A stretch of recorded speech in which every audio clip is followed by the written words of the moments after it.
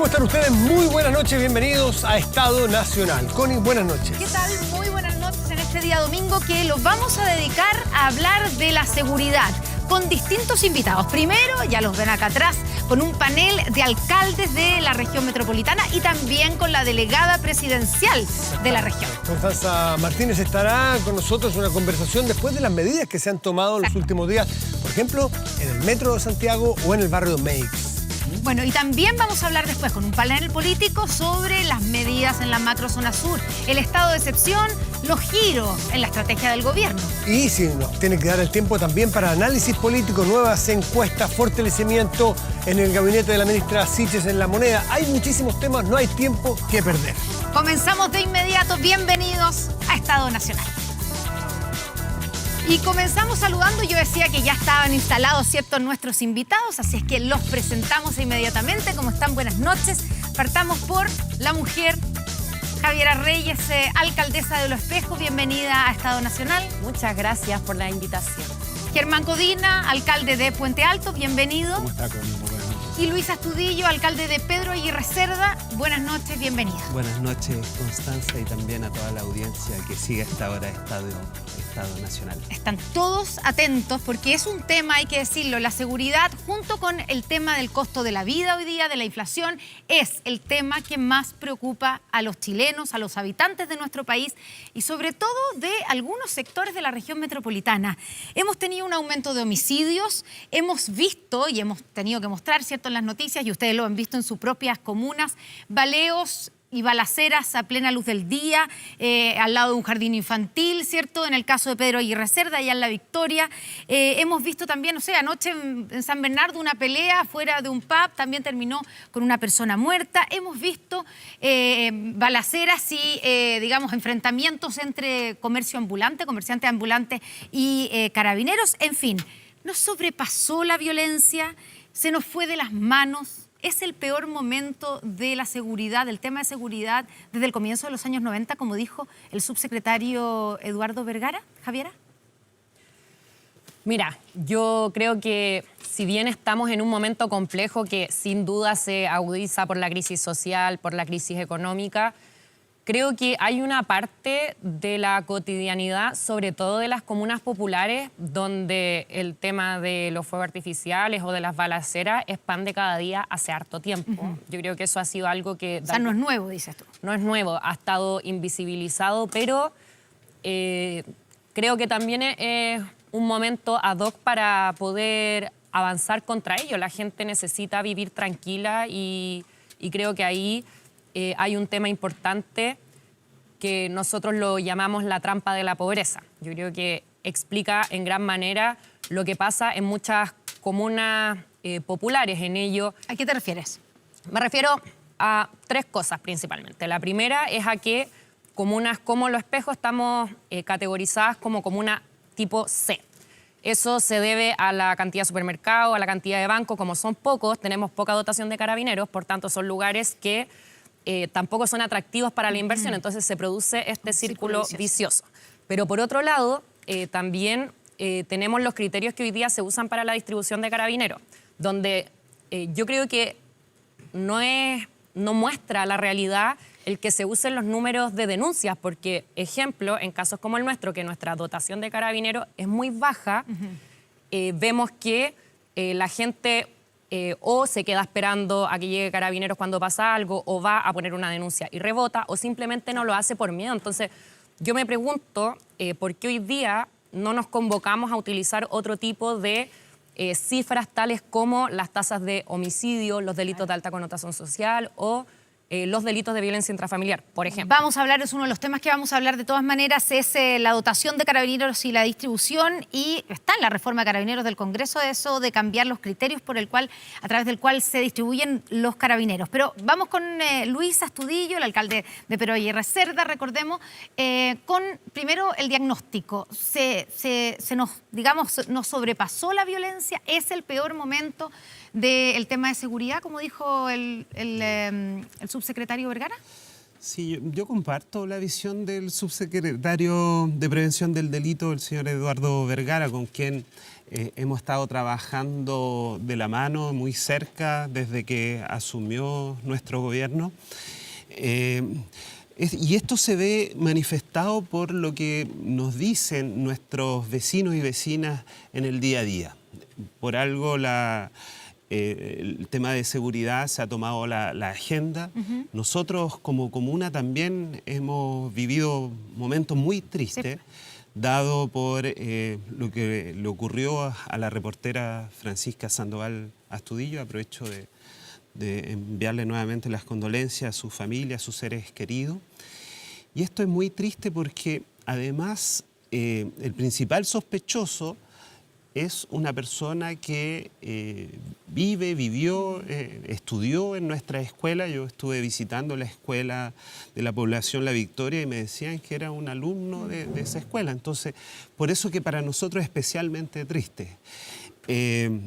Y ese mismo día, el día que se murió Francisca Sandoval, también ocurrió esta balacera que yo describía, ¿cierto? Sí. Que primero, al lado de un jardín infantil, que vimos esas imágenes terribles, donde las tías del jardín cantaban para distraer a los niños mientras los escondían debajo de los escritorios, porque afuera había una balacera y que después se trasladó al CEFAM de La Victoria y terminó con un joven de 19 años muerto.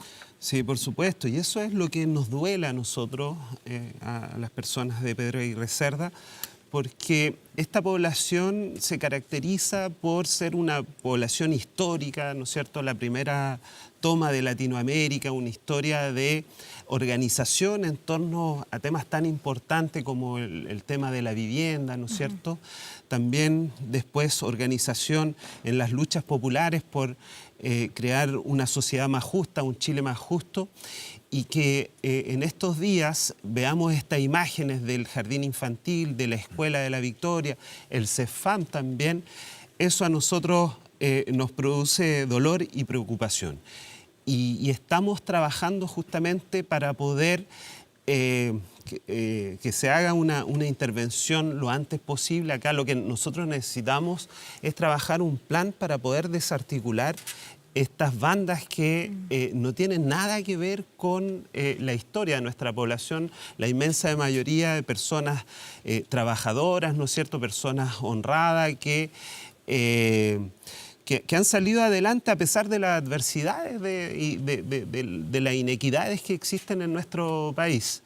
Incluyamos al alcalde de Puente Alto, Germán Codina.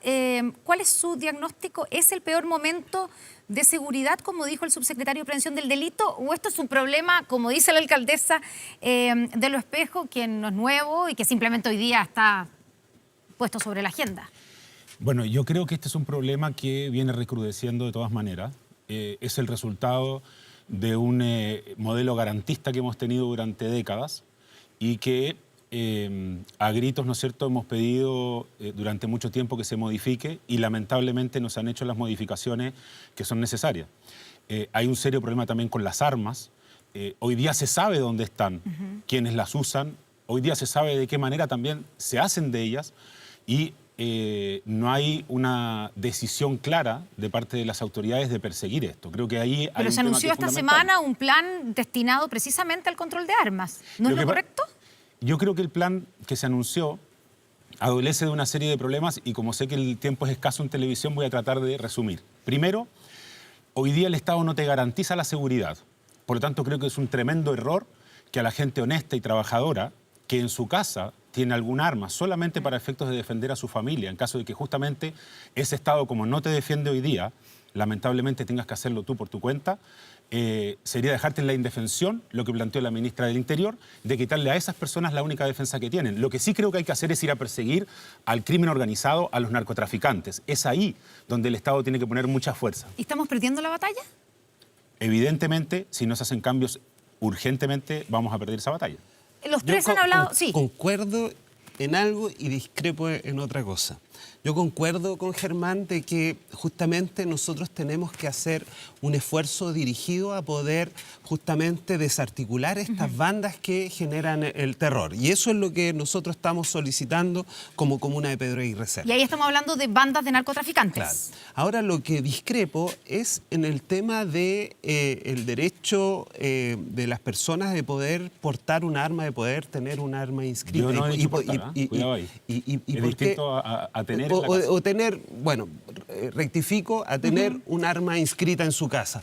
¿Por qué? El jueves pasado estuvimos en otro panel donde justamente una familia de Talagante había sido atacada y esa familia tenía un plan elaborado para justamente poder actuar en caso de que ocurriera algún asalto.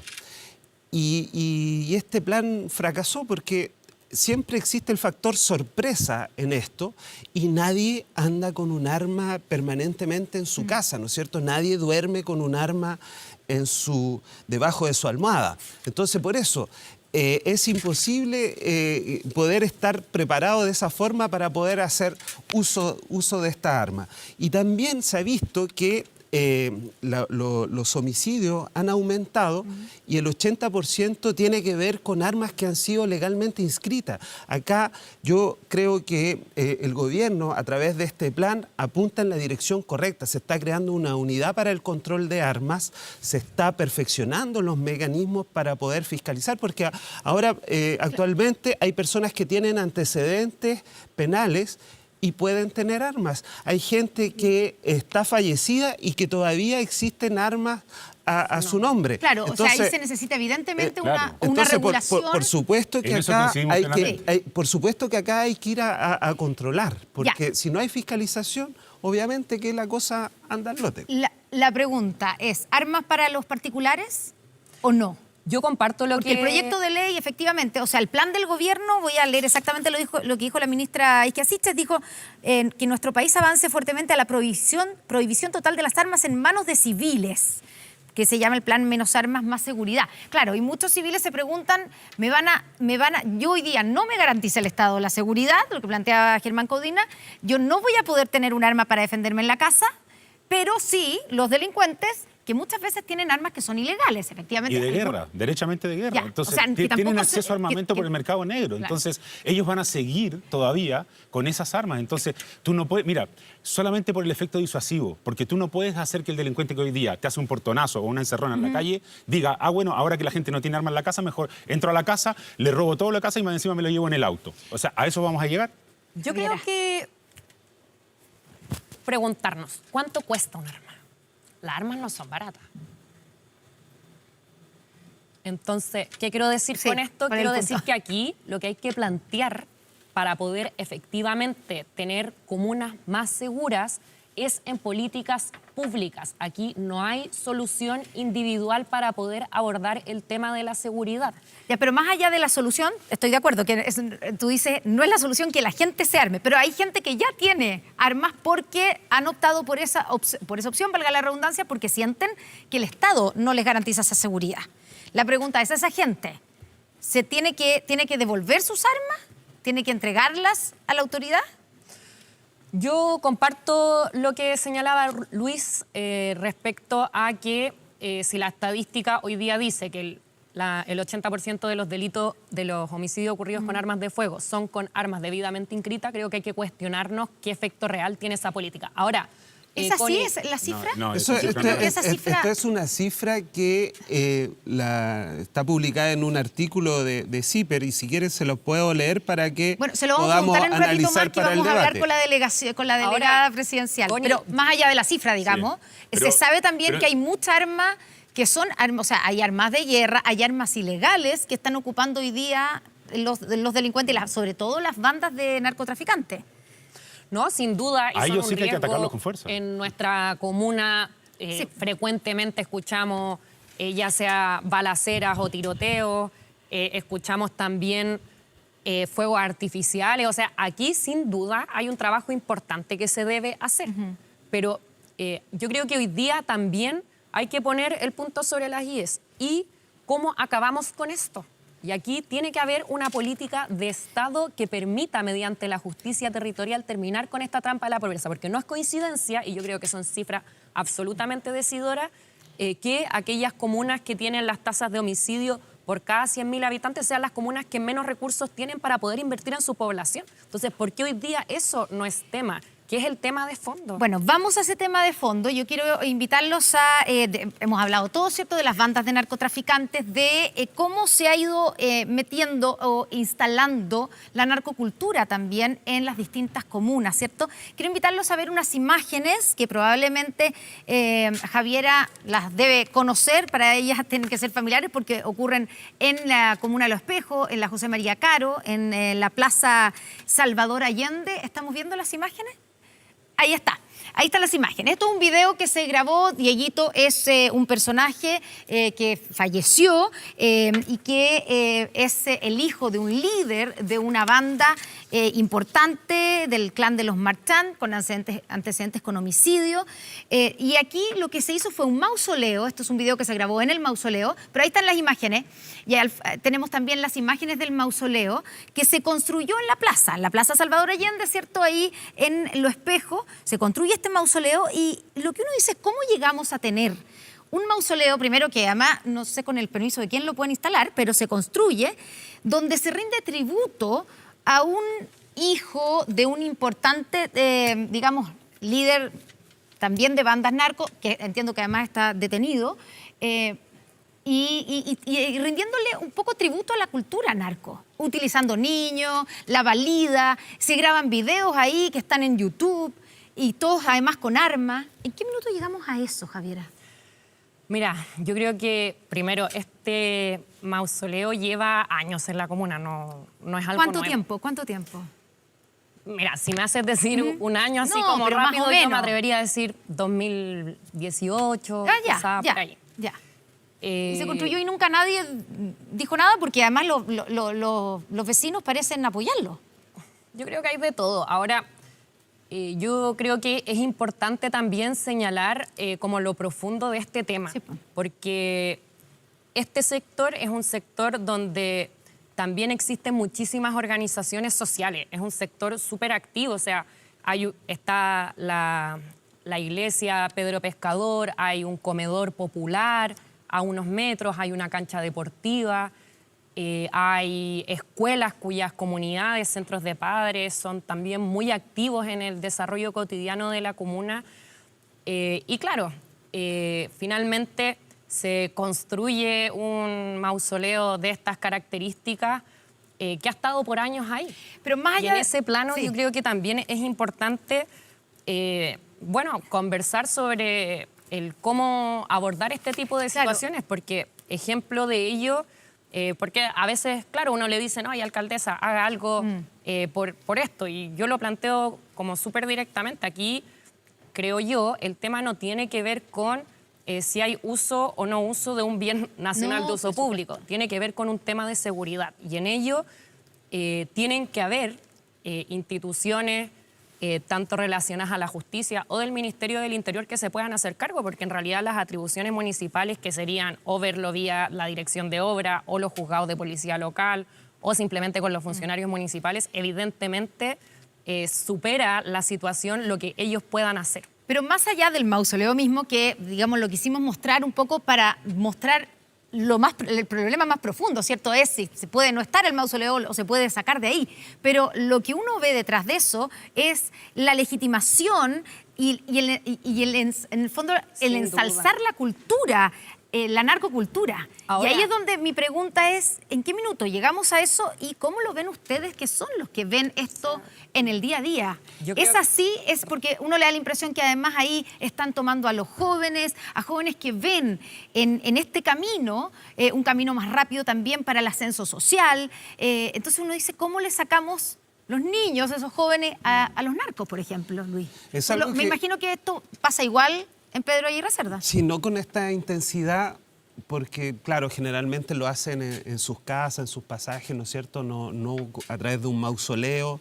Nosotros también nos hemos encargado también de tener control del bien nacional de uso público, justamente para que no ocurran estas situaciones. Pero esto no solamente ocurre en las poblaciones, y vemos que estamos permeados también por la música a través del trap, ¿no es cierto?, donde justamente muestran todas estas imágenes de éxito, donde andan en autos lujosos, donde no tienen pero no tiene ninguna vergüenza para mostrar el tema de las drogas. Entonces, hemos visto que esto ha ido avanzando en Chile y nosotros lo miramos con preocupación y consideramos que es necesario poder actuar lo antes posible para justamente evitar que nuestros niños, niñas y adolescentes caigan en este problema del consumo de sustancia ilícita, el consumo de alcohol, ¿no es cierto? Porque sabemos que esto está íntimamente relacionado también. Estos videos, estos artistas, ¿no es cierto?, como se le quiera llamar, también siempre muestran alto poder de fuego y eso son cosas que van penetrando en la cultura. A ver, yo creo que aquí primero el desde es no estigmatizar la pobreza. Y esto se lo digo a toda la gente en la casa, no sé dónde está la cámara, pero quiero ser súper claro. Pobreza no es sinónimo ni de narco ni de delincuencia. Al revés, creo que la fortaleza del narco es que penetra en todos los sectores socioeconómicos y se sabe tapar y sabe corromper y generar miedo. Entonces, aquí lo que necesitamos es que, por ejemplo, un proyecto de ley que duerme en el Congreso, que es el proyecto de ley contra el crimen organizado, recordemos que en Colombia uno de los mecanismos que se utilizó para perseguir con fuerza a las bandas de narcotraficantes fue lo que se denominó la extinción de dominio. Es decir, el patrimonio de la banda criminal y del delincuente, una vez que era apresado, no podía estar ese financiamiento, ese recurso, en poder del clan o de la familia. En Chile eso todavía no se cambia. Por lo tanto, tú puedes apresar a quien es la cabeza del clan, pero el clan sigue con todos los recursos. Entonces, ahí hay un tema que es fundamental. Y todavía duerme, ese proyecto no tiene ni siquiera colocada urgencia. Entonces, si de verdad en nuestro país vamos a enfrentar el tema del narcotráfico, partamos poniéndole urgencia a ese proyecto de ley. Javiera, ya tenemos a la delegada presidencial en la línea, así que... pero sin duda, la mayoría de las personas que viven en las comunas populares es gente de esfuerzo y de trabajo. Por supuesto. Ahora, esta trampa de la pobreza no tiene que ver con que la gente sea pobre, tiene que ver con la pobreza que genera la falta de inversión. Yo te pongo un ejemplo simple. Hoy día, ¿qué hace una persona que tiene consumo problemático de alcohol y de droga? Si tú te quieres poner un pellet, mecanismo altamente popular para poder combatir las adicciones, tú no tienes cómo conseguir eso en el sistema público. Entonces, nosotros planteamos que en el plan integral de intervención que tengamos en la comuna de Los Espejos tenga inversión pública, ejemplo en tener centro de rehabilitación. Hoy día no hay forma de combatir el narcotráfico. Si bien hay que invertir en prevención, también hay que pensar en cómo le damos la posibilidad a esa gente de salir.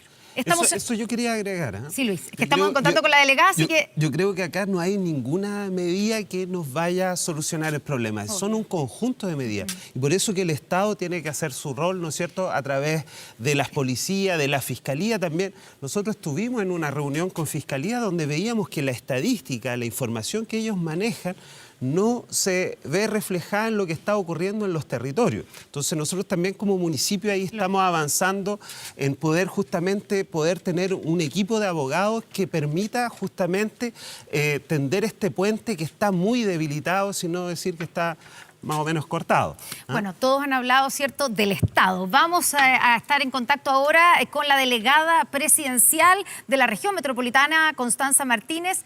Delegada, ¿cómo está? Muy buenas noches. Hola, muy buenas noches. Voy a partir con algo que se dijo acá, lo dijo concretamente el alcalde de Puente Alto, que dijo, si no reaccionamos... ¿No escucha?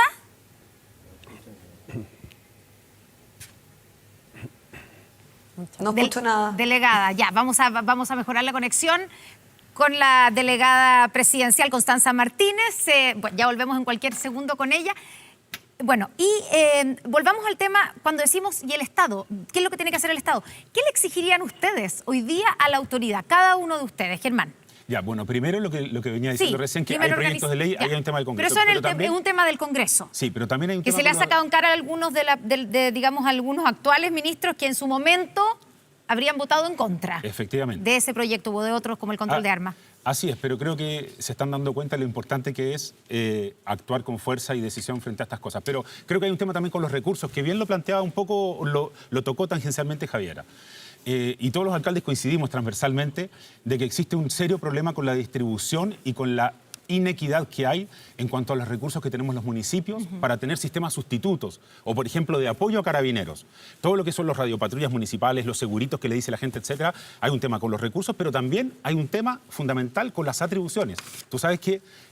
¿Qué pasó? Uno de los serios problemas que tenemos los municipios es que nuestros trabajadores del tema de la seguridad, primero, tienen que esperar cada 8 años un cambio de la planta municipal a ver si van a poder ser contratados. Por tanto, imagínate tú la rigidez. Cada 8 años recién los municipios pueden hacer modificaciones a sus plantas municipales. A honorarios no puedes contratar esa función porque es una función permanente. Y la Contraloría entonces te obliga y te dice, no lo puedes hacer alcalde. Entonces, tienes personas o subcontratadas de manera externa o si no, tienes personas sin la protección, sin los seguros y además de todo tienen que tener alguna forma de poder responder al ataque de delincuentes que hoy día están armados. Y que por lo tanto y ellos no pueden estarlo. Aprovecho de preguntarle al alcalde de Puente Alto. A Puente Alto le faltan carabineros, tiene 174 para 568.106. Eso es la última... No, no es así. A ver, ¿cuánto es? No es así porque si no sería todavía más atroz la situación. Pero lo que sí te puedo decir es de que nosotros tenemos más de 1.000 personas por cada carabinero en la comuna. Sí, eso tengo, uno por cada 1.000 personas. Entonces, esa situación es de una terrible desigualdad, porque en la región metropolitana el promedio son 500 personas por carabinero, es decir, a Puente Alto tú le puedes duplicar los carabineros y ahí recién igualas la condición del resto de la región metropolitana. Y en la redistribución que hicieron hace poco, ¿cierto? Les tocaron 19 carabineros en 3 turnos para 3 comisarías, o sea, uno más al día. Mira, es muy poco, suficiente. Sin embargo, quiero hacer el punto, porque creo que uno no tiene que estar buscando destruir lo que está haciendo el gobierno que recién se instala. Por el contrario, al revés, creo que todos, sin importar el color político, tenemos que sumarnos al llamado que hizo el presidente Boric. Él hizo un llamado importante. Todas las autoridades deberíamos plegarnos al acuerdo nacional. Al acuerdo nacional y a que cada institución, también el Poder Judicial, el Ministerio Público, los municipios, etcétera, las policías, viéramos dónde nos aprieta el zapato y que trabajemos juntos para enfrentar la delincuencia con fuerza. Eso es lo que necesita la gente y eso estoy seguro que la gente que nos está mirando en la casa me entiende. Estamos ya con la delegada presidencial, Javier Alcaldesa, ya volvemos con este tema. Yo solo quería comentarle qué les pediría, pero lo voy a hacer. Pero vamos a ir. Ya estamos con la delegada presidencial, Constanza Martínez. Delegada, ¿nos escucha ahora? Ahora sí, perfecto, fuerte y claro. Ahora sí. Muy buenas noches, gracias por estar con nosotros en Estado Nacional. Y le planteo la pregunta que está dando vueltas aquí. Dijo el alcalde de Puente Alto que si no hacemos algo, vamos a perder la batalla. ¿Perdimos o estamos perdiendo la batalla contra la delincuencia, contra el crimen organizado en la región metropolitana? Yo trataría de ser un poco más alegre y decir de que efectivamente estamos tratando de combatir la delincuencia. Escucho con mucho retorno. Ya, sí, tal vez si se lo... Perdón, pero... Ya, a ver si vamos a poder bajarle ahí el... Está difícil como la lucha contra la delincuencia. Exactamente. Bueno, pero usted decía que teníamos, o por lo menos usted dice que hay que ser más optimistas, ¿cierto? Que se está haciendo, que se está dando la batalla. Creo que acá hay una oportunidad de efectivamente... Sí, yo creo que acá hay una oportunidad de que efectivamente podamos construir un nuevo acuerdo para poder combatir principalmente el crimen organizado. Se ha mostrado durante estas semanas la importancia que tiene para la ciudadanía el poder recuperar los espacios públicos. Nosotros como gobierno tenemos como prioridad poner esto sobre la mesa. Estamos tratando de que el Estado vuelva a aquellos lugares donde había abandonado sistemáticamente durante todo este tiempo y eso no tiene una discusión muy abstracta, sino que tiene una discusión súper concreta en estar en los territorios, en poder ir a escuchar cada una de las problemáticas que se viven. A mí me ha tocado estar con los 3 alcaldes que están en el panel y efectivamente sabemos la urgencia que tienen las personas de que el Estado este mes presente, llegue a tiempo y que efectivamente cumpla con la promesa de que haya un todo que responda a la problemática grave de violencia que hoy día vivimos en nuestra capital. Delegada, el jueves y el viernes en la noche se realizó una estrategia de copamiento en el barrio Meix, que ha sido uno de los problemas, ¿cierto? Uno de los lugares donde ha habido problemas de seguridad últimamente. ¿Qué garantías tiene usted o nos puede dar o le puede dar a los habitantes de esa zona y a esas comunas de que no van a volver los toldos azules, digo, los que no están autorizados? Lo que hemos iniciado es un plan que tiene distintas fases. La primera fue, más que de copamiento, de poder recuperar estos espacios con mayor orden y limpieza. Básicamente se hizo un orden de algunos sectores claves del barrio Meix durante las noches del jueves, viernes, sábado y domingo. Vamos a seguir con distintas fases que también van a tener que ver con una mayor presencia policial, pero también queremos que esto no sea solamente presencia policial, sino que también seamos capaces de que Servicio de Impuestos Internos, Aduana, persiga a estas grandes bandas que se han tomado este territorio. También queremos que el Estado vuelva. Hemos tenido un trabajo sumamente coordinado con las alcaldías de Santiago Centro, de Estación Central, y también con el trabajo coordinado con Carabineros desde la delegación, y por lo tanto queremos seguir en ese camino. Sabemos que no va a ser fácil, esto no es una carrera, sino que es una maratón, y por lo tanto, como gobierno, lo que sí le puedo asegurar a la ciudadanía es que no vamos a claudicar. Vamos a estar trabajando durante todas estas semanas para poder ir recuperando estos terrenos que han sido tomados por estas verdaderas mafias y crimen organizado, y nuestra idea es llegar al fondo del asunto, no al último eslabón de la cadena que está ahí vendiendo, sino que muchas veces a quienes tienen alto poder de fuego, alto poder de organización y alto poder de dinero, que se están aprovechando de esa precarización laboral, y por lo tanto estamos apuntando a que haya una investigación más a largo plazo que permita desbaratar estas bandas y poder resolver el problema de raíz. Delegada, precisamente le quería preguntar, cuando ocurrió, digamos, el episodio de balacera en Meix, usted estuvo en 24 Horas Central, ¿cierto? Estuvo ahí en vivo, y yo le pregunté por qué no se intervenía en Meix cuando eran unas cuantas cuadras y todo el mundo sabía dónde se estaba operando, etcétera.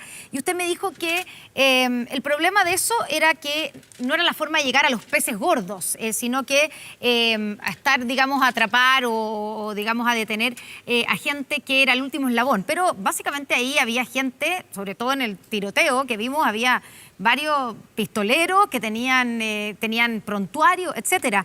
¿Cambió de opinión? No, por eso mismo digo que son distintas fases. No podía decir antes de hacer la intervención de que íbamos a hacer una intervención, porque era una forma de efectivamente alertar a esas personas de que íbamos a ir ese día. Por lo tanto, me aguardé la noticia. Pero sí, lo que queríamos transmitir es que esto no es una fase solamente para ir a sacarnos la selfie como autoridades, sino que queremos que sea un trabajo sistemático. Por lo tanto, lo que hemos ido estableciendo son estas distintas fases que yo le he ido mencionando. Tiene que ver con una sensación también a la ciudadanía de que no va a haber impunidad, y por lo tanto vamos a recuperar esos espacios, y eso requiere limpieza, requiere que podamos no tener los toldos para poder hacer una mejor investigación en el terreno, pero también, como decía, es necesario que Servicio de Impuestos Internos, Aduana, la PDI, la Fiscalía, todos los actores del Estado nos volquemos de cabeza para poder desbaratar a estas bandas y efectivamente encontrar a los responsables que están detrás de todo este crimen organizado. Delegada, ¿y van a hacer lo mismo o algún tipo de intervención en el metro? Se lo pregunto porque esta semana tuvimos en Las Rejas, ¿cierto?, a raíz de un desperfecto eléctrico, una estampida donde parte, al menos lo que dijo el metro, que uno de los problemas para evacuar a la gente era la cantidad de vendedores ambulantes que estaban ahí en los andenes, y después en Ñuñoa hubo una pelea entre ambulantes, los guardias, que terminó con 2 guardias heridos, con 2 fierrazos. ¿Se va a hacer algo también en el metro? ¿Ese tipo de intervención? Lo que queremos efectivamente es que haya un plan regional de seguridad. En ese plan regional vamos a tratar de convocar a todos los actores que hoy día son relevantes para poder dar esta discusión, pero además queremos tener una coordinación con todos estos actores como el metro, que son claves para poder resolver este problema. Lo del comercio ambulante ha mostrado que no solamente tiene efectos en el orden y la seguridad, sino que también precisamente en la vida de las personas, en la integridad física de las personas. Y por lo tanto, el subsecretario Monsalve ya anunció que vamos a estar en coordinaciones con Metro para poder establecer protocolos adecuados, pero también necesitamos un plan regional de seguridad. Los alcaldes y alcaldesas que estaban ahí en el panel lo decían muy claramente. Acá no basta solamente con intervenir un solo sector, hay un montón de problemas asociados, y en eso requerimos a todas las fuerzas políticas, pero también a la ciudadanía organizada. Necesitamos a la gobernación regional, necesitamos a los gobiernos locales, y por lo tanto desde la delegación presidencial vamos a estar desarrollando ese trabajo. Creemos que el trabajo que a nosotros nos toca, si bien tiene un aspecto que es operativo, también tiene un carácter de Estado que necesitamos recuperar en términos de la lucha contra la delincuencia y el crimen organizado. Delegada presidencial de la región metropolitana, Metropolitana. Constanza Martínez, gracias por estar esta noche aquí en Estado Nacional. Buenas noches. Gracias a ustedes. Nos vamos a estar viendo. Claro, se van a estar encontrando obviamente con la delegada. Ya, volvemos, planteamos el tema del comercio ambulante y aquí los tres... Sí, queremos hablar los tres. Tenemos muy poco tiempo, pero habíamos dejado a Javiera pendiente. Yo quería responder qué es lo que yo creo Sí. que hoy día en comunas como Los Espejos hace falta. Yo creo que en ello comentarte, de las 12 comunas que componen la Fiscalía Metropolitana Sur para inversión en seguridad, los recursos por cabeza son 2.200 pesos. Los Espejos tiene 139. Y eso es una cifra que muestra la tremenda diferencia que hay. Y en eso también hay responsabilidades de las cuales ir haciéndose cargo, donde todos los gobiernos anteriores han tenido su responsabilidad, porque si hoy día estamos como estamos, no es por un periodo acotado de tiempo. Y en ello creo que este plan integral de inversión pública debe considerar criterios multidimensionales. Necesitamos un centro de rehabilitación para nuestra comuna, necesitamos también poder tener recursos para tener una dirección de seguridad. O sea, mientras hoy día hay comunas del sector oriente que tienen edificios enteros para seguridad pública, nosotros ni siquiera tenemos una dirección municipal que pueda hacerse cargo de las políticas de seguridad. Y carabineros también le faltan. Por supuesto, de forma permanente sí. Y en ello nos parece importante también el que la inversión pública contenga cambio luminaria. Nosotros todavía tenemos luminarias amarillas, que son muy viejas y que evidentemente no iluminan. Y en eso comentarte también que en este plan de recuperación de los espacios públicos tienen que ir de la mano con la comunidad. Nosotros, las escuelas, estamos presentando 10 al 31 de mayo para los fondos de emergencia, porque efectivamente la deuda también incorpora que la infraestructura de nuestros establecimientos educacionales está profundamente deteriorada. Evidentemente, en 10 meses no nos vamos a hacer cargo de años, décadas de no inversión, pero también es una de las urgencias que hay que poner sobre la mesa si queremos, en el fondo, romper con esta trampa de la pobreza que creemos que necesita de la justicia territorial para romperse. Y como última cosa, yo creo que el Estado de Chile tiene una deuda profundamente importante con nosotros, que es que Los Espejos al 2030 es la única comuna del Gran Santiago que no tiene estación de metro. Y eso nos parece que es tremendo. Hacemos también un llamado al gobierno, le agradecemos el escucharnos. La verdad es que el gobierno anterior no nos escuchó básicamente nada. O sea, yo le mandé una cantidad de cartas al ministro de Educación y jamás nos recibió. Y estamos súper esperanzados en que podamos tener la inversión pública que Los Espejos de una vez por todas necesita, porque somos gente trabajadora y somos gente que el Estado ha dejado de lado. 30 segundos, Germán Codina, y después vamos A ver, primero me hubiera gustado poder conversar un poco con la delegada. Aquí hay algo muy importante. Una vez que tú aprietas el comercio ilegal en una comuna, se desplaza a otra. Por tanto, tiene que haber una acción que sea mancomunada en todos los municipios. Nosotros tuvimos una reunión hace más o menos un mes y medio atrás en el gobierno regional, con un plan que se elaboró desde el gobierno regional con participación de los distintos municipios de la región. Ese plan todavía está durmiendo en el escritorio. Nosotros necesitamos que se aplique, que obviamente haya atribuciones y recursos hacia los municipios. Y a diferencia de la delegada, que ella dijo que había que estar alegres, yo estoy preocupado porque sé que la gente hoy día está en la casa con miedo y la gente tiene miedo a salir en la noche a la calle. Y por tanto no voy a descansar hasta que se distribuyan equitativamente los recursos policiales y además hasta que los municipios tengamos más atribuciones para ayudar a nuestras vecinas y vecinos en el tema de afrontar la delincuencia con fuerza. Luis. Sí, a mí lo que me gustaría decirle al gobierno es que justamente necesitamos avanzar de manera mucho más rápida. Acá nosotros tenemos las policías, ¿no es cierto? Tenemos la fiscalía y se requiere en Pedro Aguirre Cerda de la intervención urgente para justamente devolverle el derecho a vivir en paz a nuestra gente. Tenemos poblaciones que son rojas, que están tomadas por el crimen organizado, donde ocurren balaceras con mucha frecuencia, lanzamiento de fuegos artificiales, y ahí nosotros esperamos que se haga el foco en una primera instancia. Y más carabineros también. Más carabineros, ¿no es cierto? Pero también equipos de inteligencia para que se pueda intervenir rápido, que se hagan investigaciones para poder ubicar quiénes son los delincuentes. También poder hacer esta coordinación con la Fiscalía también, porque sabemos que todavía necesitamos poder trabajar de manera mucho más organizada y mancomunada. Y yo creo que ahí vamos a tener mayor éxito. Pero también pasa por poder tener más recursos, poder equiparar la cancha, justamente para poder tener mejores establecimientos escolares, con más recursos, no solamente para la infraestructura, que sabemos que tenemos un rezago importante, sino que para la contratación de personas, para justamente poder trabajar de manera enérgica sobre los factores protectores. Yo en mis visitas al jardín infantil, a la escuela, ¿no es cierto?, me han dicho que se convive con familias de niños y niñas que sus familiares están metidos en la delincuencia. Entonces, por eso que necesitamos avanzar de manera rápida para justamente poder devolverle la paz a nuestra gente, pero tener este plan a largo plazo que va a significar poder evitar el consumo de drogas, ¿no es cierto?, poder tener estos factores protectores para evitar que se caiga en delincuencia, poder tener infraestructura. Nosotros tenemos muchas canchas que están en el abandono, estamos trabajando para poder recuperar ahora en una primera instancia 19 multicanchas, queremos avanzar también, tenemos 6 canchas de fútbol que están abandonadas y los jóvenes quieren jugar a la pelota, pero necesitamos agarrarlo desde pequeño. ¿Ah? Luisa, no llegar al tercer tiempo, que todos sabemos que ahí la cosa se nos acabó desbanda. el tiempo y sé que es un tema que da para mucha conversación. Tenemos que dejar, ¿cierto?, para otra vez una segunda parte. Luisa Astudillo, alcalde de Pedro Aguirre Cerda, Germán Codina de Puente Alto, Javiera Reyes, alcaldesa de Los Espejos. Muchas gracias por estar con nosotros esta noche aquí en Estado Nacional. Vamos a seguir hablando de seguridad, pero ahora de la macrozona sur. A continuación con el panel político a cargo de Matías del Río. Hemos decidido hacer uso de todas las herramientas del Estado para brindar seguridad a nuestros ciudadanos y ciudadanas, decretando estado de emergencia para el resguardo de las rutas. El Partido Comunista no permitió que hubiera un estado intermedio con sus propias fuerzas y a su propio gobierno. En los momentos difíciles se comprueban las lealtades y los compromisos partidarios.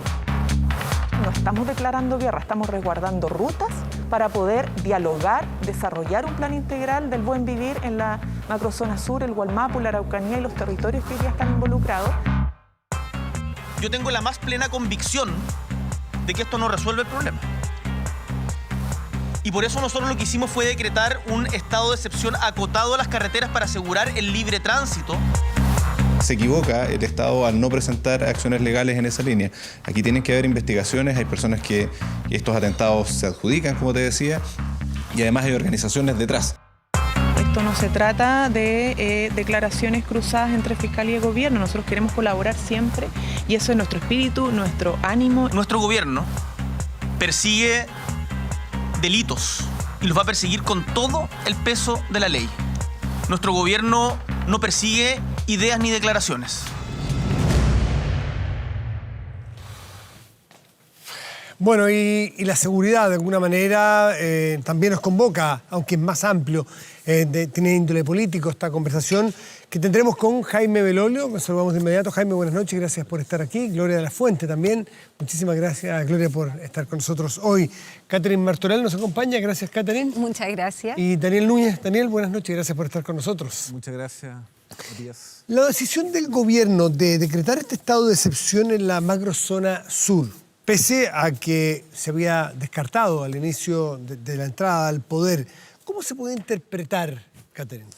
Bueno, yo creo que no tuvieron más opción. ¿Ya? Es evidente que los hechos de violencia aumentaron muchísimo. Ahora, sí me gustaría hacer una separación que nadie hace cuando hablamos de esto. ¿Ya? La legítima demanda del pueblo mapuche, que nada tiene que ver con estos grupos organizados o de crimen organizado. Dicho eso, claramente el aumento de un 161% de los hechos de violencia, todas las situaciones que vimos, 400% de aumento en los ataques incendiarios, en fin.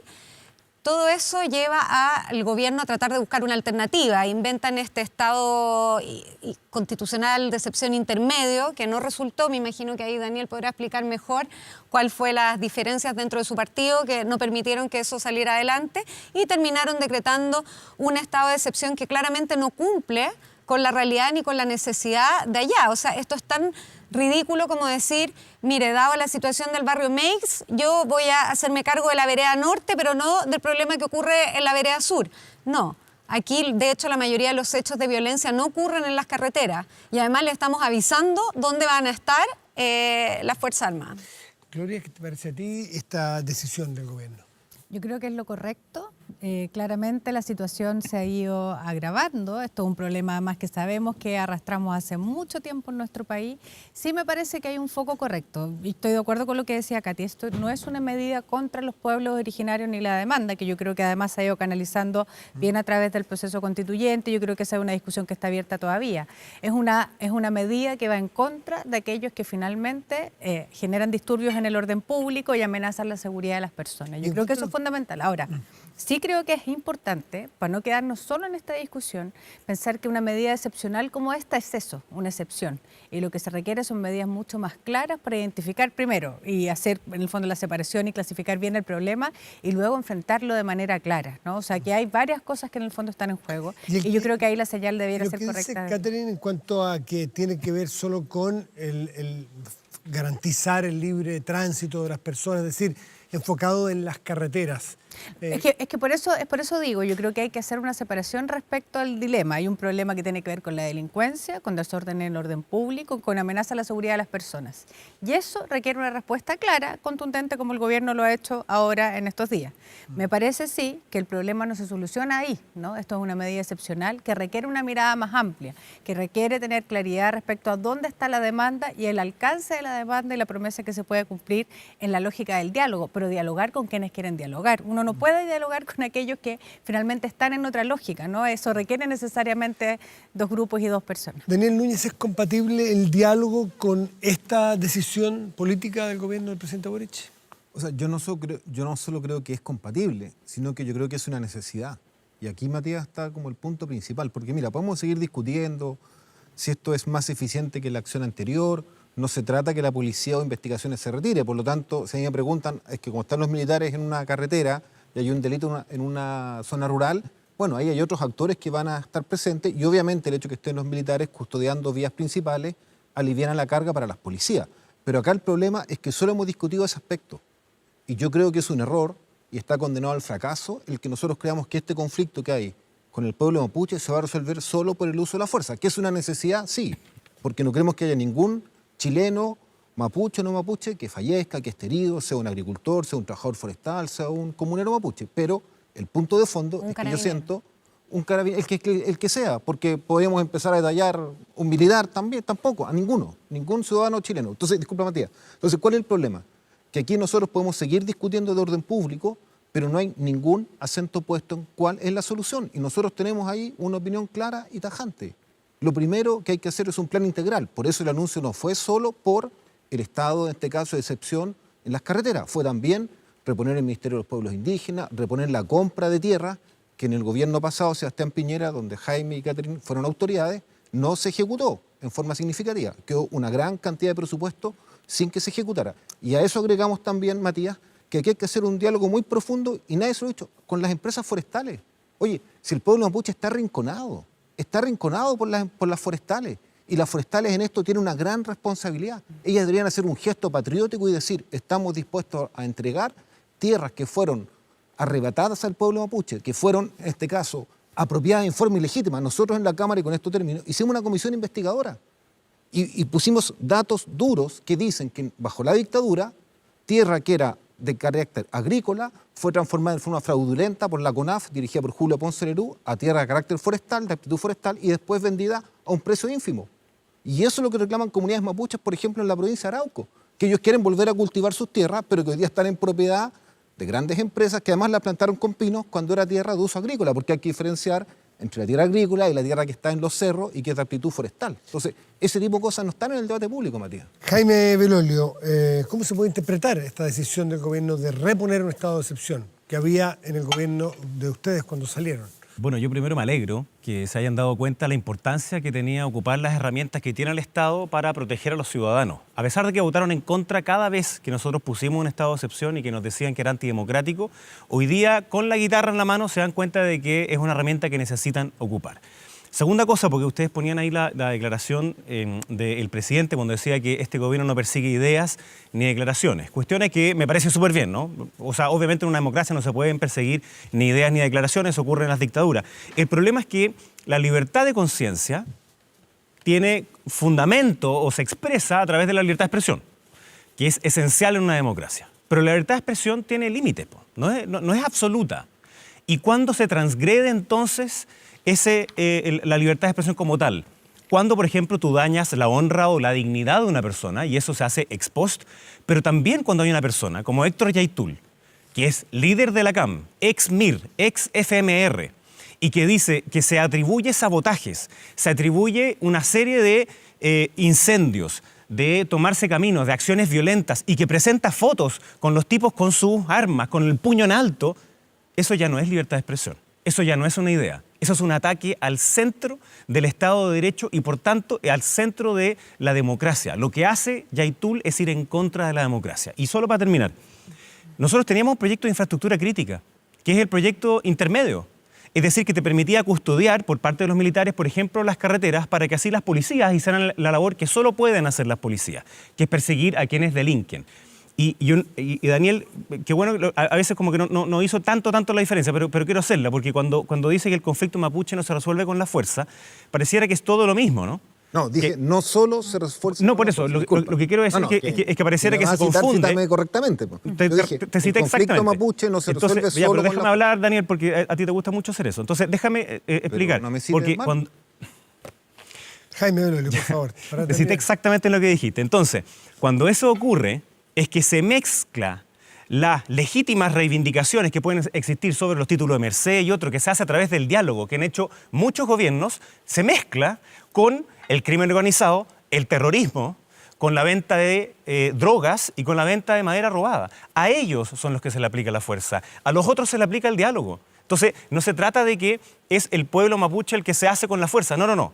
La fuerza va contra aquellos que están en contra del Estado de Derecho, como el señor Yaitul, y por tanto, la decisión de no querellarse es una decisión que muestra una debilidad sobre la violencia, y perdona, solo termino con esto, cuestión que se ve ratificado hoy día con la entrevista del presidente del Partido Comunista, que justifica la violencia como método legítimo de acción política.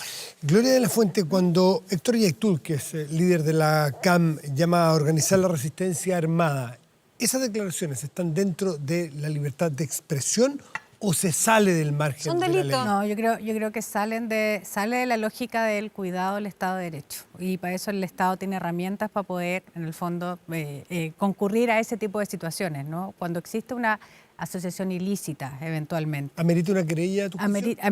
Desde mi punto de vista, yo creo que eso amerita una querella, no solo porque la explicación que se dio esta semana, que es en rigor, hay varios casos que ya están pendientes en la Fiscalía hace mucho rato de investigación, entonces, ¿para qué vamos a agregar en el fondo uno más? Otras querellas contra el propio Yaitul. Exactamente. Ahora, me parece que en circunstancias como las que estamos, las señales son importantes. Me parece muy importante lo que ha dicho el gobierno. Hay que dialogar, pero hay que dialogar con aquellos que quieren dialogar. Con aquellos que no quieren dialogar, el Estado de Derecho tiene sus herramientas y me parece como señal muy importante utilizar.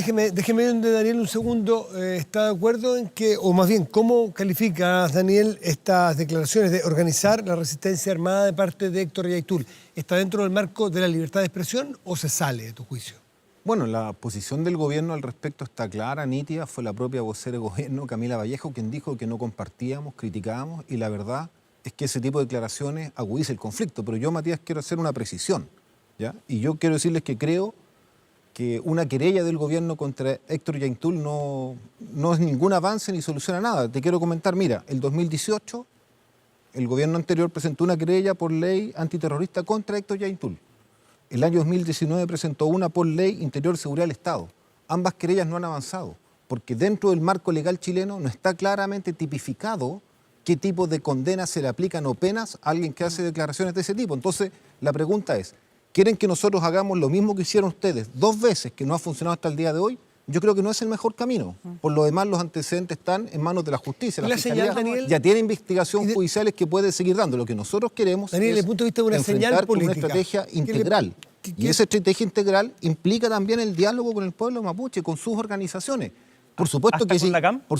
O sea, yo te puedo decir, nosotros no podemos obligar a ninguna organización a dialogar. O sea, si hay un grupo que no quiere dialogar y nos acusa, bueno, no lo podemos obligar, pero si el día de mañana, y yo quiero ser franco en esto, si el día de mañana cualquiera de las organizaciones que está hoy día dice estamos dispuestos a buscar una solución política, yo soy partidario de integrarla. Ahora, disculpa, pero en los conflictos en el mundo, no sé, en El Salvador, en Colombia, que acaba de salir ahora de un acuerdo de paz que costó mucho, pero resultó, se dialoga con grupos que tienen posiciones radicales y que han hecho acciones de violencia. Entonces, negarse al diálogo cuando hay voluntad política, creo que es un error. Ahora, por supuesto que hoy día no lo vemos tan fácil de hacer, pero yo no lo descartaría en un mediano plazo, por ponerle un contexto, perdón. Sí, tenemos diferencias profundas. Uno... sí, lo sé, sí.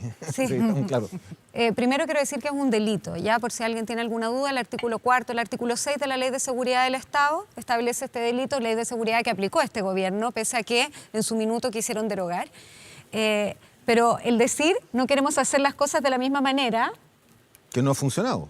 Quiero decirte que la hicieron de la misma manera, salvo que, como no pudieron llevar la ley de infraestructura crítica, que ya existía, porque probablemente, no lo sé, quizás tú nos puedas contar un poco más. Sí, claro, si me preguntan les cuento qué pasó con eso. Ya, no tengo ningún problema, pero no lo pudieron llevar, terminaron decretando el estado de excepción igual. ¿Y sabes qué? Lo que hizo Héctor Yaitul fue declararle la guerra a Chile, declararle la guerra a las víctimas, declararle la guerra a las personas que viven en la Araucanía. Y eso amerita toda la fuerza y la señal política es fundamental. Es fundamental. Y si tú me dices hay que sentarse a dialogar, yo te diría que lo primero es que con terroristas no se negocia. Pero si el día de mañana, dando el ejemplo que tú dabas, bajan las armas y quieren entrar en un diálogo, bueno, esa es otra situación. Hoy día lo único que sabemos es que recibieron a balazos a la ministra de Interior y que llamaron a armarse a una resistencia armada. Eso es declararle la guerra a Chile y que no quiera ver. Yo creo que lo relevante es que para poder ir encontrando una solución además que ha fracasado para atrás en múltiples ocasiones y por múltiples herramientas, primero hay que separar el problema.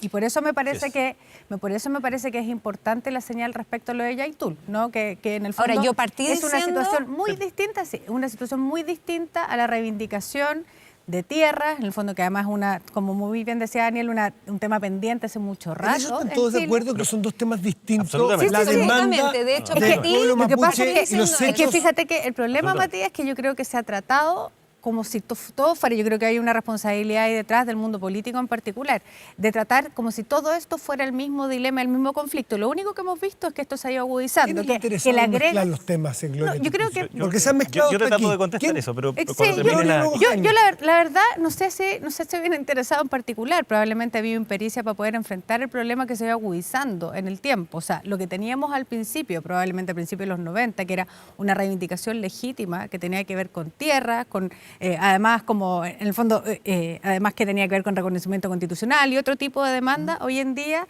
se mezcla con situaciones que tienen que ver finalmente con amenaza al orden público y que no tienen probablemente nada que ver con la reivindicación legítima de los pueblos originarios. Creo que incluso por el bien de poder resolver de manera adecuada la demanda legítima de los pueblos originarios, es bueno hacer la separación. No, yo diría así que a los primeros que les conviene son a estos grupos violentistas, pues, obvio. Porque ellos gozan de un manto de impunidad. ¿Cuál es la razón por la cual no han podido avanzar las querellas de las veces pasadas? Porque no se presentan a la justicia. Están prófugos de la justicia.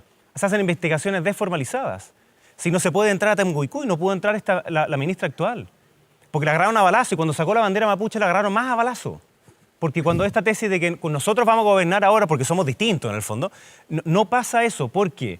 Una cosa, de nuevo, es la reivindicación histórica del problema del Estado de Chile con el pueblo mapuche, que no nace hace 500 años, sino que nace a través de la, comillas, pacificación de la Araucanía y en adelante, y los títulos de Merced, y etcétera, que es algo que hay que ponerle coto.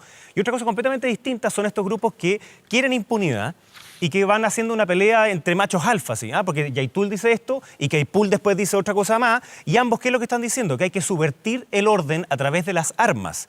Eso es la antítesis de la democracia. Y por tanto, lo que es necesario que un Estado vea, para ellos, haga la diferencia total, porque si no hace la diferencia con ello, mezcla. Y también a quién le conviene. ¿Le conviene una extrema derecha? Obvio. ¿Le conviene una extrema izquierda? También le conviene, porque no quieren esa solución, sino que mayor polarización. Y yo creo que para el resto, para quienes viven ahí, en la Araucanía, y para el resto de los chilenos y chilenas, y sobre todo para el pueblo mapuche, lo que se necesita es que una cosa sea el diálogo que se ha instalado varias veces a través de varias fórmulas, y ojalá que siga, el exministro Moreno lo había iniciado bien hasta el asesinato de Catrillanca. Entonces, necesitamos retomar eso y para eso se necesita confianza, obvio. Y perdón, solo para terminar, estoy de acuerdo con Daniel en que uno eventualmente puede sentarse a conversar con estos grupos siempre y cuando depongan las armas. De lo contrario, siguen siendo grupos antidemocráticos. Daniel, sobre la confusión o no, a tu juicio, de los dos temas, de las demandas del pueblo mapuche y de los hechos de sangre o delitos o ataques, ¿tú crees que hay una confusión? O sea, lo que pasa es que esto es una realidad compleja y en el territorio hay tanto mapuches como no mapuches, como chilenos, que coexisten en los mismos lugares donde están las comunidades y movimientos y demandas legítimas y que son también bandas criminales. Hay grupos de narcotraficantes que están reconocidos y que por supuesto que no tienen nada que ver con la demanda legítima del pueblo mapuche. Y también tenemos grupos donde hay mucha presencia de chilenos no mapuches que se dedican al robo de madera y cuando sacan esos camiones de robo de madera llegan a los puertos y ahí no son las comunidades mapuches quienes los montan en los barcos y hacen el proceso de exportación. Por lo tanto, obviamente que eso coexiste, pero yo lo que creo es que es un error el querer pensar que a través de la acción militar vamos a tener a todos esos grupos, por así decirlo, contenidos, porque en ese contexto, cuando entran los militares, por ejemplo, a las comunidades mapuches, ellos nos van a distinguir quién es y quién no es. Ahora, y ahí es donde nosotros justamente hemos dicho, se requiere, yo quiero explicar esto, se requiere una acción distinta. Mira, yo quiero poner un ejemplo. ¿Por qué nosotros hemos sido muy críticos y tenemos mucha distancia de que los militares, por ejemplo, entren a las comunidades? Porque yo te quiero hablar de la experiencia que yo tengo en la región de Coquimbo. Nosotros tuvimos militares en la calle en la región de Coquimbo, en el estallido social. Y el resultado fue que en una protesta que había frente al mall, los militares dispararon. De esos disparos quedaron un joven muerto, Romario, 2 jóvenes heridos a bala, uno de ellos hasta el día de hoy, un trabajador, Rolando, con serias lesiones. Entonces, podemos discutir, pero yo lo que digo es, por ejemplo, cuando la Armada actúa, porque también tenemos casos en que las Fuerzas Armadas están a cargo de situaciones de orden público. Hay, excepcionales, pero las hay. Por ejemplo, la Armada. La Armada custodia los puertos. Y en los puertos saben que se van a enfrentar en ciertas circunstancias, situaciones de conflicto social, como es la protesta de trabajadores portuarios. Pero ¿saben lo que tiene la Armada cuando reconoce ese rol? Tiene una policía de la Armada que opera en esos lados. Es decir, la Armada no sale con sus fusiles de guerra a enfrentar a los trabajadores portuarios en un conflicto, sale con un material disuasivo y frente a eso actúa. Entonces, si a mí me dicen que nosotros vamos a generar la infraestructura crítica, que nosotros no compartimos ese proyecto y por eso lo rechazamos, bueno, eso quiere decir que tú estás validando entonces... ¿Y también que hubiesen rechazado ya, el pero gobierno? estoy hablando yo, te lo cuento al tiro. Una pregunta. Está bien, pero puedo terminar de Pensé explicar. que era un diálogo también, no era un monólogo, pero dale. Muy bien, como dijo Jaime, es una táctica, entonces vamos a terminar. Entonces, lo que nosotros creemos es que no es correcto pensar en que las Fuerzas Armadas de manera permanente van a jugar roles de policía. pero ese es el punto. Y quiero decir lo que dice... Ese es el punto, Daniel. Ese es el punto. Exactamente ese es el punto. Sí, y yo creo que no es llevamos sano mucho para una tiempo- democracia No, tener a es los que militares por eso haciendo el creo, rol de la es que policía. por eso creo. Gloria, eso que yo creo que no es sano. Por supuesto, pero en situaciones, tú mismo reconociste hace un rato, en situaciones excepcionales como la que hemos vivido, que el gobierno ha reconocido, yo creo que es saludable que en una primera... Excepcionales sí, permanentes no. La el punto es el infraestructura siguiente, crítica lo no sea nos podemos permanente. quedar... Esa es la El punto diferencia. es que no podemos Pero- quedarnos solamente en esa discusión. Y en eso sí estoy de acuerdo. Y ahí yo creo que debiera haber disponibilidad, no solamente, así como el gobierno ha estado disponible a evaluar la situación, del mundo de la derecha también en general, para que haya una reposición del diálogo y reconocer exactamente que aquí tenemos un problema que no tiene una solución fácil probablemente, y que por lo tanto hay que sentarse a conversar. Hay que persuadir probablemente al mundo de la forestal a que se siente efectivamente a conversar. Aquí hay un dilema que es grave y que finalmente ha ido acrecentándose y que no tiene una respuesta clara. Entonces, no podemos seguir esperando, evidentemente en nuestro país, que solamente la situación o la medida sea excepcional permanentemente. Sería un absurdo. Sí, sí. Y para eso hay que estar disponible. Pero mira, Esa a mí me disposición encantaría, requiere- Matías, tomando lo que dice Gloria, más solo de las 30 intervenciones, segundos, por favor, tomando lo que que dice luego Gloria, a mí me encantaría que en este panel hubiese estado un representante de las grandes empresas forestales, de Forestal Arauco, de CMPC, estuviera aquí y que nos dijera qué están dispuestos a hacer ellos para resolver el conflicto que hay con el pueblo mapuche. Yo no les exijo nada a priori. Yo he escuchado varios de ellos que tienen algunas ideas. He escuchado varios que tienen algunas ideas, así como también quienes tienen sus propias siembras, que tienen que hacer un plan cosecha todos los años, porque si no, lo que les dicen es que los amenazan en su vida, que si no les pasan ciertos camiones, entonces no pueden salir. Eso es crimen organizado, y eso no tiene nada que ver con la reivindicación de los pueblos mapuches. Entonces, Pero yo creo que eso ya lo tenemos claro. Eso ya por supuesto. está claro. Entonces, pero una cosa, lo que se hizo el año pasado, cuando se votaron los estados de emergencia, los militares no hacían labores policiales. No hacen labores policiales, y eso lo decía exactamente el decreto. Las labores policiales las hacen las policías. Eso es lo que se decía. Y en la ley de infraestructura es exactamente lo mismo. Las labores policiales las hacen los policías. Ahí discrepamos del rol, porque si yo pongo la déjame policía... terminar una cosa, Daniel. Déjame terminar de explicar una cosa. Entonces, obviamente que cuando sí hay una patrulla militar que es atacada, como dijo la ministra de Interior hace un par de días atrás, dijo, por supuesto que se tiene que defender, o sea, obvio. ¿Y qué pasa si es que, por ejemplo, en el terremoto, cuando ocurrió el terremoto también hubo un estado de emergencia por catástrofe? Y entonces cuando hay una patrulla militar que está custodiando infraestructura crítica, ¿qué pasa si viene un saqueo a un supermercado? ¿La patrulla tiene que decir nosotros no podemos hacer eso porque no tiene que ver con el terremoto? No, pues, obvio que sí, porque hay un delito que es flagrante. Yo te quiero Vamos a hablar más de política a la vuelta, para que tú sepas, Daniel. esto no es política ficción. En La Serena había un grupo militar, había una marcha. Pero si podemos hablar de y todas las le estaban tirando piedras. Entonces los militares se sintieron amenazados por las piedras. Hay un problema que es real. Dispararon al aire. Yo me quedo con lo que dijo Gloria. Y después lo que hicieron es que dispararon al cuerpo a esas personas. Y el Lo que tenemos que hacer, porque no estaban preparados para eso. Volvemos con temas políticos. Es que había un ejemplo que era bueno que puso él sobre los armadas. Volvemos. A la vuelta. Pero creemos una policía militar. Oye, ya, la Armada tiene una porque hay cuéntame aunque sean comerciales. porque hay. Nacional.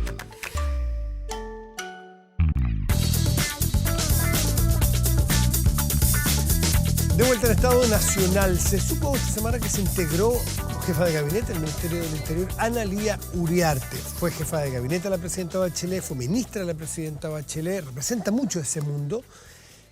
¿Fortalece al ministerio que conduce Esquiasiches o demuestra que hay debilidad? ¿Cómo habría que leerlo políticamente esa acción? A ver, lo primero que yo diría es que Ana Lía Uriarte es una mujer bien excepcional en política. Yo creo que ella ha hecho una carrera bien importante, bien brillante. Me parece que va a ser un aporte sin lugar a dudas en el Ministerio del Interior. Y yo creo que es de público conocimiento básicamente que había que generar, la propia ministra lo había dicho, reforzar el equipo en el fondo para poder hacer mejor la tarea. Y me parece que es una muy buena señal que sea Ana Lía Uriarte. Yo creo, además porque, y quiero decirlo con toda propiedad, además me parece que el Partido Socialista ha hecho una muy buena contribución desde el punto de vista del gobierno, no siendo parte de la coalición, y también desde el punto de vista de lo que ha sido el trabajo del colectivo socialista en la Convención Constitucional y también en el Congreso, por cierto. Entonces, me parece que esto es parte importante de la contribución que el Partido Socialista ha hecho, en particular Ana Lía Uriarte, que es muy cercana a la presidenta Bachelet. Me parece que está bien, digamos, en la medida que además esto va a ayudar a hacer lo que la ministra había dicho, que es apuntalar el trabajo que se tiene. ¿Cómo lo lees, Catherine, este ingreso? Bueno, yo creo que la verdad es que me da la impresión que el subsecretario de Interior es el que se ha llevado la mayor cantidad de trabajo. Me parece, por ejemplo, lo que se hizo en el barrio Meix, era algo que se hacía ya en la Subsecretaría de Prevención del Delito con los mismos actores, y ahora se va a la Subsecretaría de Interior. Entonces, finalmente, me parece que es muy importante que llegue refuerzo en el equipo, sobre todo si miramos la cifra de aumento de delitos en los últimos 28 días, en que tenemos muy malas cifras. Por robos con violencia aumentaron un 100,5%, 200,3% los robos violentos de vehículos en los últimos 28 días. O sea, creo que es realmente importante, y como bien también lo había dicho la propia ministra del Interior, reforzar el equipo y también el foco en delincuencia me parece que es clave. Daniel Núñez, ¿cómo lo ve usted en la entrada de Ana Lía Uriarte? Mucho peso de los socialistas. Mira, yo no le daría tanta importancia a priori. Yo creo que es válido que se refuerce, que haya más gente. Yo creo que el hecho político es lo que significa, como se llama, del bacheletismo. Y yo lo que les comentaba antes era que, bueno, para nosotros como Partido Comunista, que el bacheletismo esté dentro del gobierno nos parece algo muy positivo. Nosotros fuimos muy leales con el gobierno de Michelle Bachelet.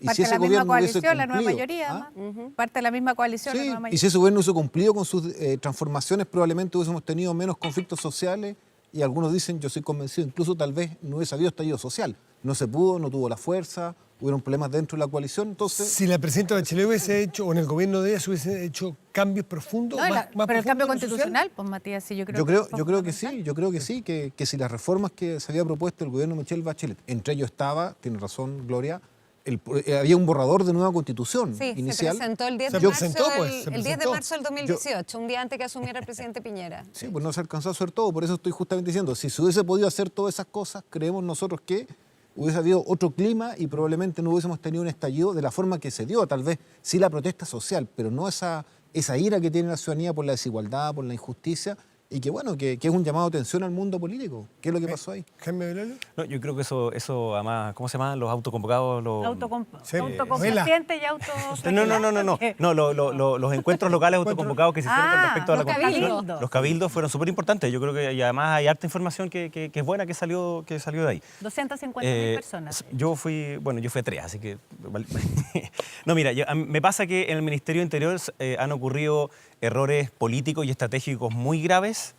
Y la experiencia del subsecretario Monsalve evidentemente era súper relevante y hoy día que entre una persona como Ana Lía es esa misma experiencia, una experiencia política y de gobierno.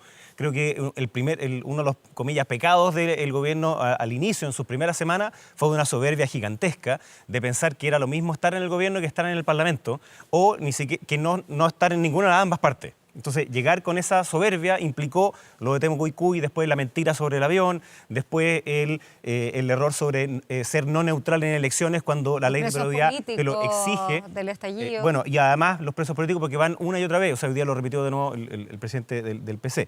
Entonces, creo que esto lo que va en la línea de se necesita más experiencia política y de gobierno, que obviamente es compleja y eso no se adquiere de un día para otro. Entonces lo mejor que uno puede hacer siempre en eso es no creer que se la sabe toda, conseguir la mejor información posible y creo que ha hecho una muy buena pega ahí el subsecretario Monsalve, creo que ha hecho una buena pega también la vocera en la misma materia y lamento que le hayan quitado el piso hoy día al gobierno el presidente del PC, que es el partido eje, digamos, de este gobierno. Oye, pero ¿qué le quitó el piso? Jaime, disculpa. Sí, es verdad, el ministro Vallejo ha tenido que corregir a todas las ministras y ahora más yo creo que el presidente del PC apareció absolutamente alineado en la foto, estar en un partido pero dime una cosa, en todas las ¿tú crees que situaciones. existen presos políticos en el estallido social? ¿Puedes estar en un gobierno que reniega de eso? ¿No te complica? O sea, yo estoy convencido que hay jóvenes que participaron en las protestas del estallido social y que están presos ocupando la fórmula de prisión preventiva de forma injusta. Bueno, pero estoy hablando yo, en forma injusta, y que muchos de ellos después de estar presos un año y medio,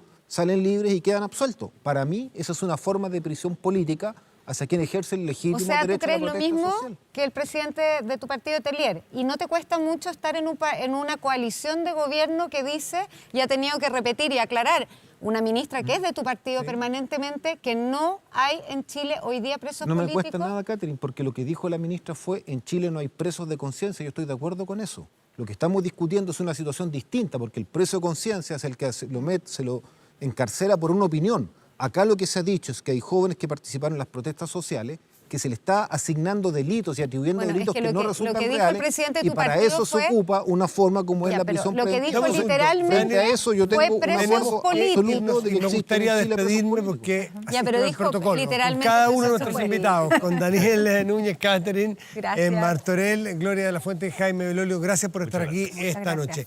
Hacemos una pausa y volvemos, espérenos.